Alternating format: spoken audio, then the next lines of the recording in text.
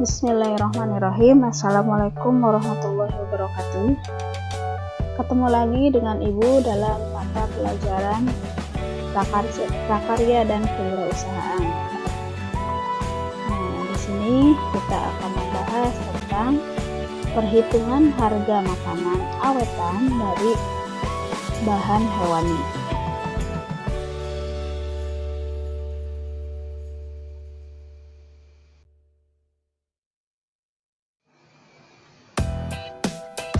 Nah, sekarang kita lihat, perencanaan bisnis yang baik sangat diperlukan agar usaha yang dijalankan bisa berhasil dengan baik.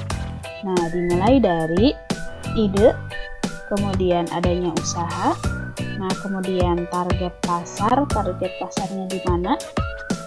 Nah, setelah ada target pasar, pasti ada lokasi usaha. Nah, lokasi usahanya kalian harus bisa menentukannya. Nah, setelah ada lokasi usaha, kalian harus bisa membuat strategi pemasaran. Nah, dan yang paling penting adalah ini, pengolahan keuangan. Jadi, kalau kita mau berbisnis, otomatis kita harus bisa melakukan pengolahan keuangan, karena itu adalah dasar dari tujuan kita.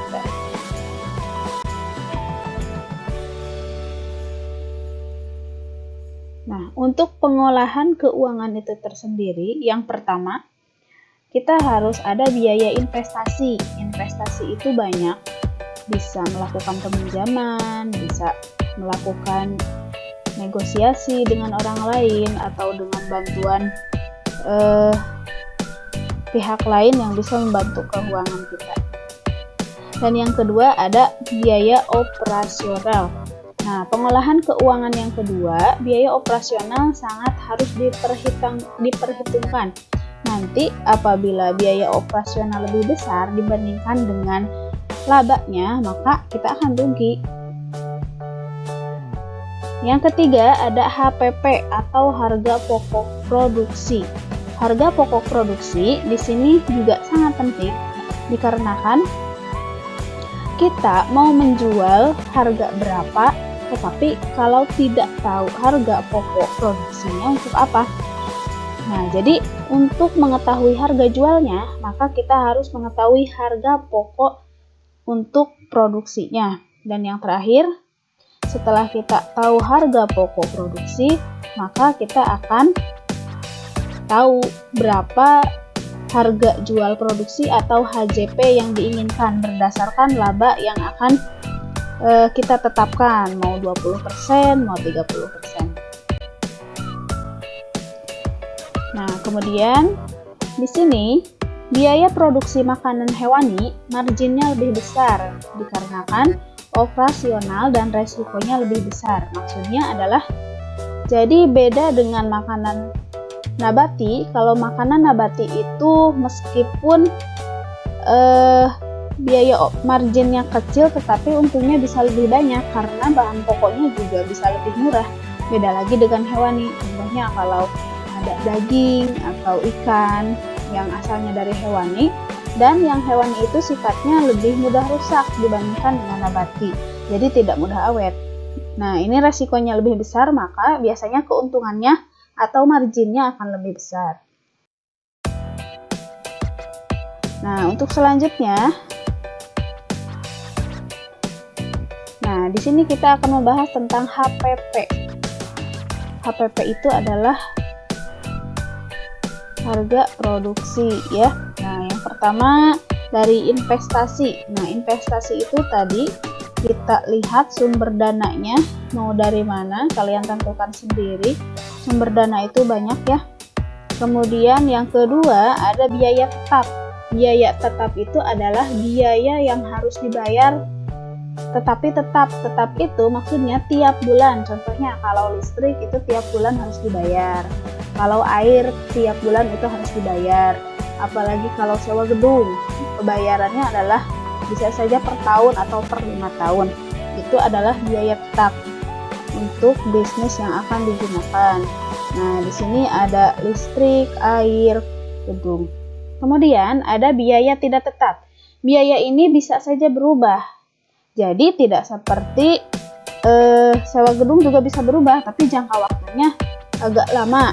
Tetapi kalau biaya tidak tetap di sini, maksudnya berubah dalam kurun waktu yang dekat. Contohnya, bahan baku. Nah, ketika lagi musim-musimnya hujan, mungkin bahan baku contohnya ikan asin itu bisa jadi mahal. Nah, jadi itu kan tergantung kepada cuaca ya. Kemudian tenaga kerja. Ketika kalian memproduksinya lebih banyak, otomatis tenaga kerjanya akan dibutuhkan lebih banyak pula. Ini yang disebut dengan biaya tidak tetap. Nah, tergantung produksinya. Kemudian kemasan juga sama. Dalam kemasan, nah ketika kalian membuat kemasan yang kecil-kecil, itu biayanya lebih besar dibandingkan dengan kemasan yang besar.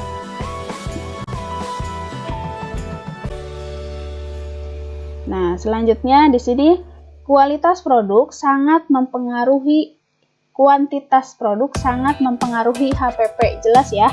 Nah, ketika kalian ingin membuat suatu produk tetapi kemasannya kecil-kecil, nah maka kalian bisa malah menambah dari HPP tersebut. Nah, contohnya, nah ketika 1 kilo itu bisa jadi 10 bungkus, maka kalian harus menyiapkan kemasan lebih banyak, menyiapkan tenaga kerja lebih banyak. Nah, tetapi ketika kalian jual 1 kilo itu hanya 1 bungkus, otomatis beban kerja dari tenaga kerja juga akan berkurang dan kemasan pun akan berkurang. Nah, kemudian semakin besar akan semakin efisien ya, otomatis. Tetapi kan kita juga kalau mau belanja tidak langsung membeli yang besar, kita pasti mencoba dulu yang kecil dulu. Jadi kemasan yang kecil itu perlu untuk biasanya tester bagi orang yang belum tahu kualitas dari suatu produk. Kalau sudah tahu, biasanya mereka akan membeli dalam jumlah atau dalam kuantitas yang lebih banyak. Nah, sekarang cara menghitung HJP. HJP adalah harga jual produk. Nah, cara menghitungnya yang pertama, kalian kalau sudah tahu HPP-nya, tinggal tuliskan saja. Kita contohkan HPP-nya 5 juta. Nah, kemudian unit itu banyaknya yang akan dibuat. Contohnya 250 biji. Di sini kalian produksinya nilainya 5 juta, jumlahnya 250 biji. Nah, maka harga HPP per produknya adalah 20.000. Nah, kemudian kita hitung harga HJP. Harga HJP adalah harga HPP ditambah laba. Labanya bebas, kalian mau berapa? Ya asal jangan lebih 100% aja. Nah, labanya contohnya kita 30%. Kalian kalikan 30% dengan harga HPP-nya. Nah, kita hitung di sini HPP-nya 20.000, kemudian ditambah laba. Labanya 0,3. 0,3 itu adalah konversi dari 30/100 atau 30%. Yang 0, tadi dikalikan dengan 20.000 atau dengan HPP, maka hasilnya adalah 26.000. Jadi, ketika HPP-nya 20.000, kalian ingin labanya sebesar 30%, maka HJP-nya, harga jualnya adalah 26.000. Nah, sekian untuk pertemuan untuk tugasnya.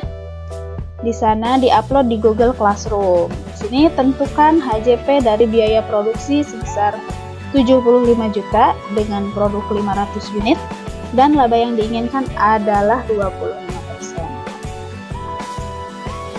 Jangan lupa untuk absennya klik hadir di Google Classroom.